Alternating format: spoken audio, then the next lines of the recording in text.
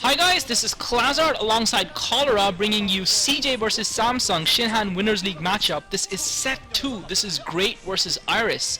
And Great, after a spectacular display of Mutilus Micro, has managed to upset Savior and make it through to set 2, and he's going to go up against Iris, the other CJ stalwart, in a Terran versus Zerg matchup on Chupung Ryeong. And I've got to say, I haven't seen Iris play in a while because I haven't been watching his matches too frequently, but I'm excited to see him here because he really when he plays well, he provides some exhilarating and fascinating StarCraft. But yeah, Great overcoming Savior was a little bit like Slumdog taking the Oscars last night. Although I have to say, I'm not as impressed by Slumdog as the Oscar fraternity. But maybe Cholera's a bigger fan. I don't know. I felt like Gran Torino should have won something at least, but that's just me. You know, we'll have to see what happens here. This is Great. Great is absolutely a Zerg versus Zerg sniper, but he just lacks. He just doesn't have a weapon when it comes to Terran, though. I mean, he's got this like awesome sniper rifle against Zerg, but he's actually. I'm not sure if this is again before or after this game, but his stats right now show at 25%, 2 and 6 against Terran. So it's not. He's definitely not the same you know, awesome player that he is against Terran. It seems that he is against Zerg, and there's definitely players who are like this, who aren't generalists, but are rather specialized, you know, players who are only good at one or two matchups, but aren't good at the other ones. Firebat Hero, until lately, was basically a Terran versus Terran specialist, for example. You have other players like you know what? I haven't really thought about that many great examples. Usually, the players who are most well known are good at every matchup, or at least somewhat decent. I guess one example you could bring out possibly is Reach, who's not very good against Zerg. You could say Firebat Hero, of course, not very good against Protoss also. But anyway, here we're seeing Iris, of course, at the top. We're going to see Great at the bottom. Iris looks like he's going to go for a standard opening here, and he might be getting gas. He is getting gas, so he's not going to go for a standard opening. He's actually going to go for a fast factory build, which by Great is going to spot those since he sent out an early scouting drone.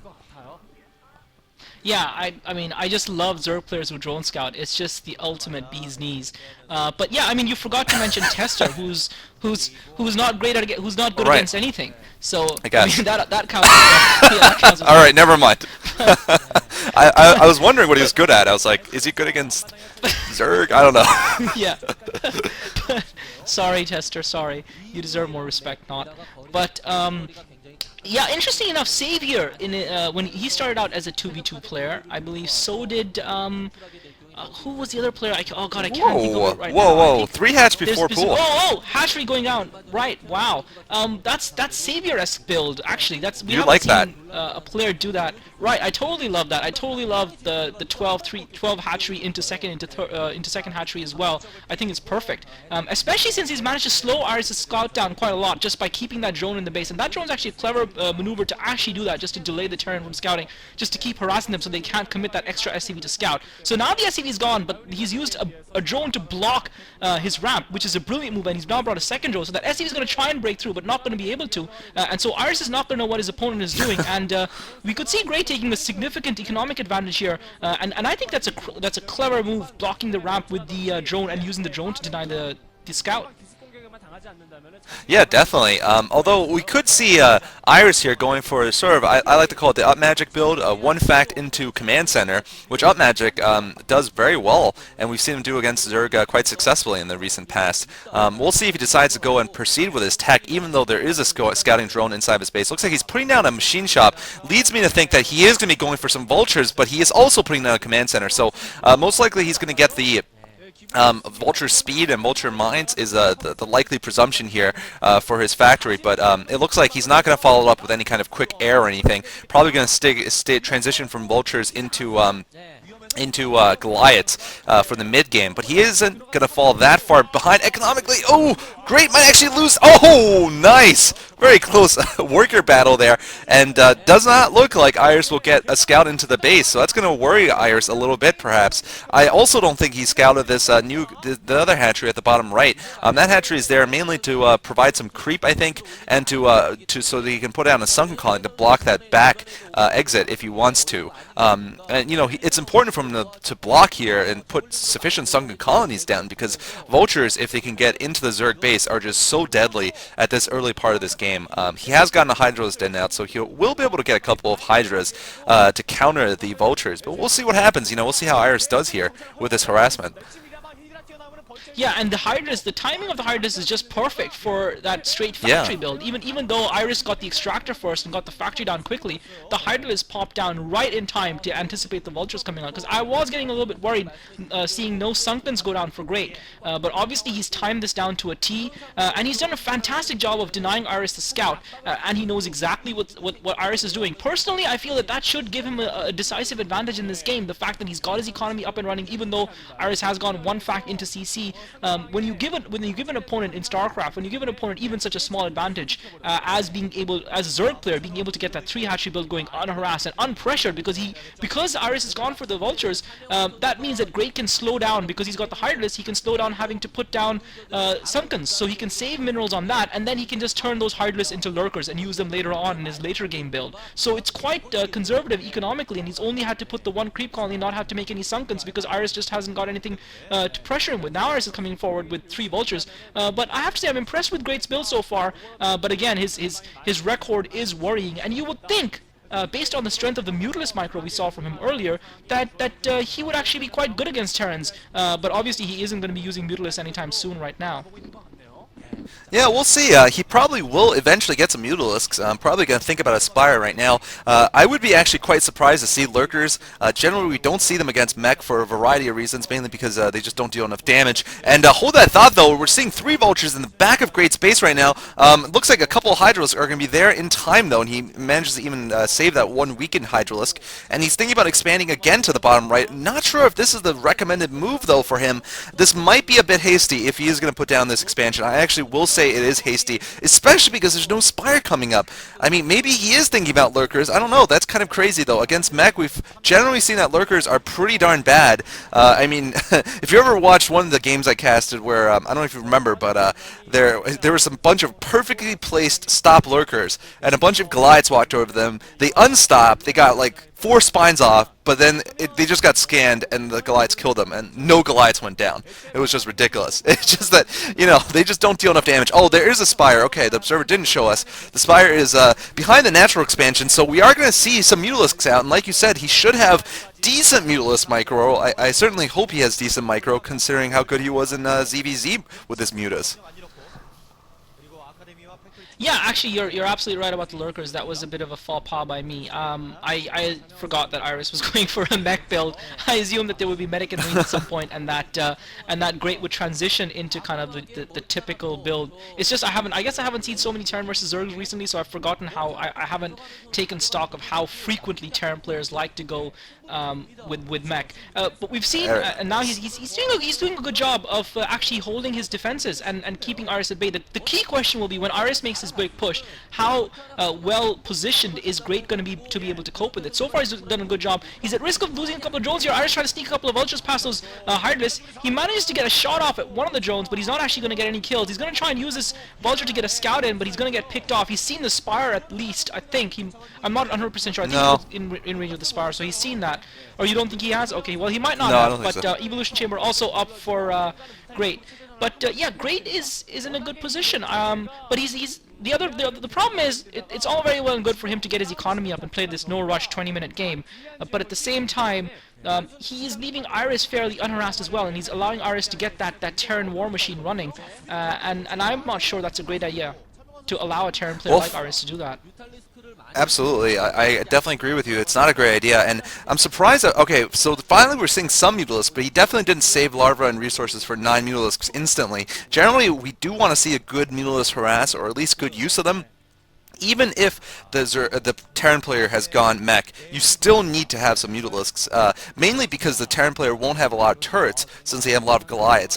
They won't have that many minerals to build both turrets and Goliaths and all that, so you could still go in and harass the Terran player when they move out with their large Goliath force, but we haven't seen any use of them so far. He's gotten speed upgraded Overlords, which is definitely a smart idea to counter the Vulture mines, and so far we haven't seen any casualties due to mines, so that's pretty good work there by by Great, but at the same time, right now, Iris has just picked up his +1 attack upgrade, and that is usually one possibility for him to go for a timing attack is right now. The Terran players can go for a very powerful timing attack when this +1 is done, and you know, the thing is, the longer the Zerg player stays on the mid game, the worse it is for them against Terran mech. Generally, the Zerg player want to transition into the late game before the Terran gets a large ball of you know, tanks and Goliaths out, and the Zerg still only has Hydralisks and Mutalisks dealing with them. The Zerg really wants to get some Plague and Dark Swarm out, and we'll see how long Hades you know, stays here in the mid game. He needs to get off one good attack though, I feel, and he's trying to do that right now, killing off a couple of mines here. But you know, we're gonna see. Is Iris gonna move out? Is he gonna try to expand again? I don't know. I mean, this is kind of playing, like you're saying, like a no rush 20 game so far.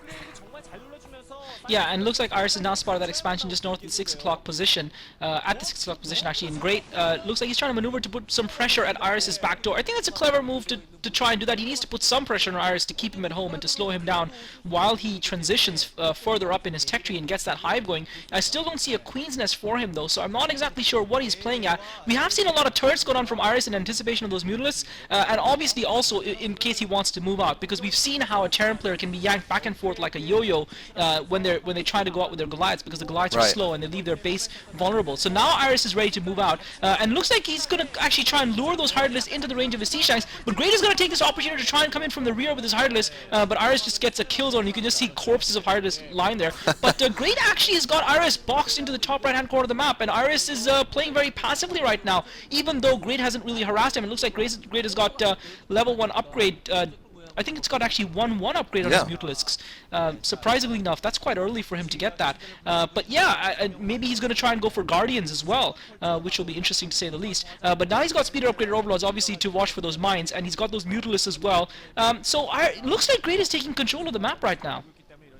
Yeah, I think it's actually just a +1 Carapace, but not +1 attack. Yeah, it's only +1 Carapace, but still, that's pretty good of a reaction against the Goliaths. You know, whoa!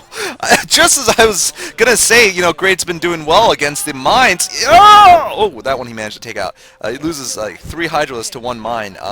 You know, Hydralisks die with 1 mine hit, so they're incredibly delicate to these spider mines, which are very cost-effective against them. But does not look like Iris, on the other hand, has been able to do anything to Great either. All of his vulture movements have been pretty much useless. Now here is the big mid-game attack though. I think Great should have +1, +1 ranged attack is also finished for him, but at the same time he's stuck at this just Mutalisk Hydralisk army composition here. He doesn't have any higher tech, he doesn't have any lings even, and right now I don't know if that's going to be good enough. I mean, I think one thing that was lacking from his game was any Mutalisk harass at all. I mean, at least he could have tried, but he just didn't even try with his Mutalisks, and if you let the Terran get away with building a big economy like this off of 2 bases, I mean, they're still very powerful off of 2 bases, especially with a metal build like this. And here we're going to see the big battle. Looks like Great's got himself in sort of a surrounding position, but Iris just has so many units. Oh my god, there's so many Goliaths there. I don't think Great's going to be able to win this battle. Yeah, Great just got his backside handed to him, unfortunately. And you know what? It serves him right. He didn't put any pressure on the Terran opponent, and looks like Iris has just out-macroed him. Despite the fact, and Great now coming in with reinforcements, despite the fact that Great went for 3 hatcheries. He went for a 12 hatch build, and he went for 3 hatcheries before pool. And despite having that, and despite being able to get his 3rd gas up fairly early, despite having 4 bases as he does now, he's not put any pressure on the Terran opponent. He's actually gotten out-macroed by a 2-base Terran, which is pretty ridiculous to say the least.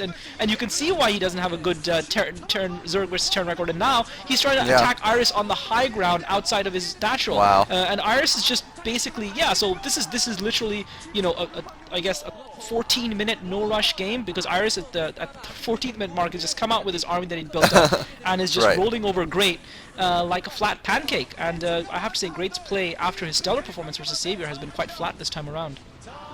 Yeah, I mean, I wouldn't say his micro is horrible. I'd just say I'd blame it on his decision-making. It just seems like he just played way too conservatively this game. After, like you said, a very strong opening, or at least economically a strong opening, he didn't follow it up with anything. He didn't have a Mutalisk harass. He didn't put any pressure with his Hydralisks. He didn't get anything, you know, nothing surprising happened, and he just basically had nothing to cope with this mid-game push from the Terran, which he had to know was coming.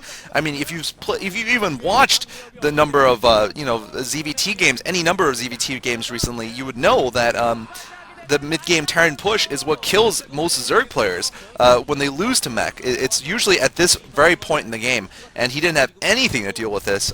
You know, lurkers might not have been a horrible idea, for example, just to be able to put them there and impede the way of the Terran player, you know, forcing them to waste scans and all that. And look at this, Great trying to put up a hive. that's not gonna work, buddy. Yeah.